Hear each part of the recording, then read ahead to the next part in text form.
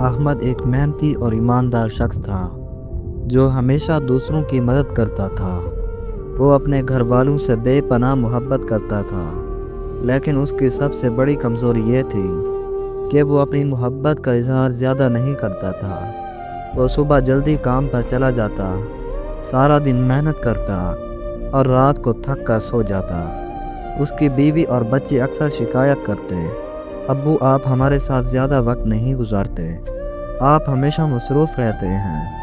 لیکن احمد مسکرا کر کہہ دیتا، میں یہ سب تمہارے بہتر مستقبل کے لیے کر رہا ہوں، ایک دن تمہیں میری محنت کی قدر آئے گی۔ لیکن وقت گزرتا گیا اور گھر والے اس کی غیر موجودگی کے عادی ہو گئے۔ وہ اس کی خاموش محبت کو سمجھ نہ سکے اور آہستہ آہستہ اس کی موجودگی کو معمولی سمجھنے لگے۔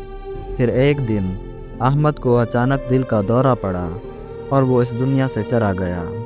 جب اس کے بیٹے نے الماری کھولی تو اندر ایک پرانی ڈائری پڑی تھی۔ اس میں احمد نے ایک خط لکھا تھا، میرے پیارے بچوں، میں جانتا ہوں کہ میں تمہیں وقت نہیں دے سکا، لیکن میں نے اپنی زندگی تمہارے لیے وقف کر دی۔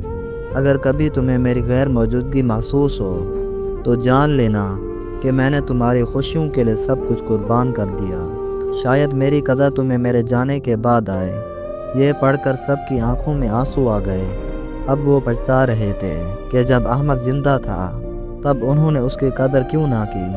ہم اکثر ان لوگوں کی قدر نہیں کرتے جو ہمارے لیے سب کچھ کر رہے ہوتے ہیں۔ ہمیں چاہیے کہ جیتے جی اپنے پیاروں کی عزت کریں، ان کے جذبات کو سمجھیں اور ان کی محبت کا جواب محبت سے دیں۔ کہیں ایسا نہ ہو کہ ہم ان کی موجودگی کو نظر انداز کرتے رہیں اور بعد میں صرف پچھتاوا باقی رہ جائے۔